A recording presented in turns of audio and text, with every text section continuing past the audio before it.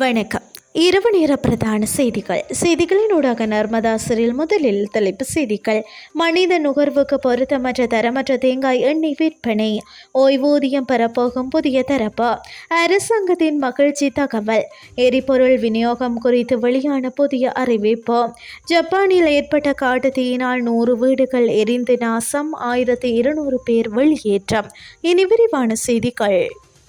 சுற்றுலாத்துறையில் ஈடுபட்டவர்களுக்கு இந்த ஆண்டு பங்களிப்பு ஓய்வூதிய முறை அறிமுகப்படுத்தப்பட உள்ளதாக சுற்றுலாத்துறை பிரதி அமைச்சர் ருவன் ரணசிங்க தெரிவித்துள்ளார்.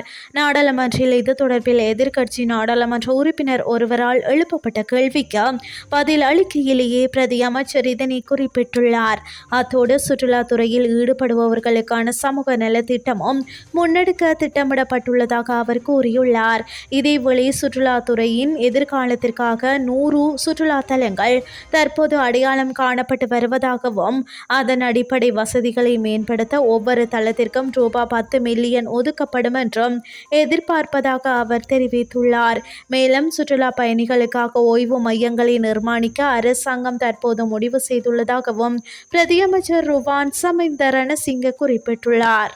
தற்போதைய கழிவு கொடுப்பனவு நடைமுறையின் கீழ் எதிர்வரும் 2 வாரங்களுக்கு எரிபொருள் விநியோகத்தை மேற்கொள்வதற்கு பெட்ரோலிய கூட்டுத்தாபனத்தின் தலைவர் இணங்கியுள்ளதாக எரிபொருள் நிலைய உரிமையாளர்கள் சங்கத்தின் தலைவர் குமார் ராஜபக்ச தெரிவித்துள்ளார்.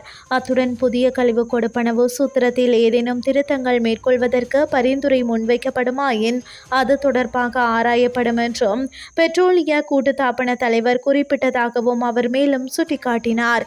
எரிபொருள் நிலைய உரிமையாளர்கள் சங்கத்தினருக்கும் இலங்கை கனியவள கூட்டுத்தாபனத்தினருக்கும் இடையிலான கலந்துரையாடல் ஒன்று நேற்றைய தினம் நடைபெற்றது. கனியவள கூட்டுத்தாபன தலைமையகத்தில் இடம்பெற்ற இந்த கலந்துரையாடலின் பின்னர் ஊடகங்களுக்கு கருத்து வெளியிட்ட எரிபொருள் நிலைய உரிமையாளர்கள் சங்கத்தின் தலைவர் குமார் ராஜபக்ச இவ்வாறு குறிப்பிட்டார். இதேவேளை இலங்கை பெட்ரோலிய கூட்டுத்தாபனம் முன்வைத்த புதிய விலை நிர்ணய சூத்திரத்திற்கு எரிபொருள் விநியோகஸ்தர்கள் உடன்பட்டுள்ளதாக அமைச்சரவை பேச்சாளர் அமைச்சர் நலிந்த ஜேதிச தெரிவித்திருந்தார்.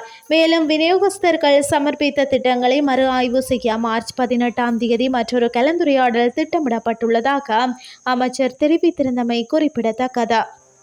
மனித நுகர்வுக்கு பொருத்தமற்ற தரமற்ற தேங்காய் எண்ணெய் உள்ளூர் சந்தையில் விற்பனை செய்யப்படுவதாக வர்த்தக அமைச்சர் வசந்த சமரசிங்க தெரிவித்துள்ளார். வாய்மூல பதிலுக்கான கேள்வி நேரத்தில் நாடாளுமன்ற உறுப்பினர் சமிந்த விஜயஸ்ரீ முன்வைத்த கேள்விக்கு பதிலளிக்கும் போதே அவர் இதனை குறிப்பிட்டுள்ளார். சுத்திகரிக்கப்படாத தேங்காய் எண்ணெயை பெற்று உள்ளூர் சந்தையில் விற்பனை செய்யும் செயற்பாடுகளில் சில இறக்குமதியாளர்கள் ஈடுபட்டுள்ளதாகவும் வர்த்தக அமைச்சர் வசந்த சமரசிங்க தெரிவித்துள்ளார். அத்துடன் கணிசமான வருவாய் ஈட்டிய சில நிறுவனங்கள் 11 மாதங்களில் தங்களின் நிறுவனங்களை மூடியுள்ளமை தொடர்பில் தெரிய வந்துள்ளதாகவும் அவர் குறிப்பிட்டுள்ளார். இதற்கமைய நுகர்வோர் பாதுகாப்பு சட்டத்தில் திருத்தம் மேற்கொள்ளப்படும் எனவும் அதனூடாக மோசடிகளை தடுப்பதற்கு வலுவான விதிகள் கொண்டு வரப்படும் எனவும் வர்த்தக அமைச்சர் வசந்த சமரசிங்க தெரிவித்துள்ளார். இனி வெளிநாட்டு செய்திகள். ஜப்பானின் ஒபுனாடோவில் கடந்த வாரம் பயங்கர காட்டுத்தீ ஏற்பட்டது. இந்த காட்டுத்தீ அருகில் உள்ள நகரங்களுக்கும் வேகமாக பரவி வருகிறது. இதனால் சுமார் 100 வீடுகள் காட்டுத்தீயில் சேதமடைந்துள்ளதாக தெரிவிக்கப்படுகிறது. இதில் பல லட்சம் பொருட்கள் எரிந்து நாசமானதாக கூறப்படுகிறது. 5000 ஏக்கர் வனப்பகுதி எரிந்து நாசமாகியுள்ளதாக சர்வதேச ஊடகங்கள் தெரிவிக்கின்றன. 1200 பேர் பாதுகாப்பான இடங்களுக்கு வெளியேறியுள்ளதாக தெரிவிக்கப்படுகிறது. இத்துடன் செய்திகள் யாவன் நிறைவடைகின்றது. அடுத்த மணித்தியால செய்திகளை காலை 8:30 எதிர்பாருங்கள். நன்றி.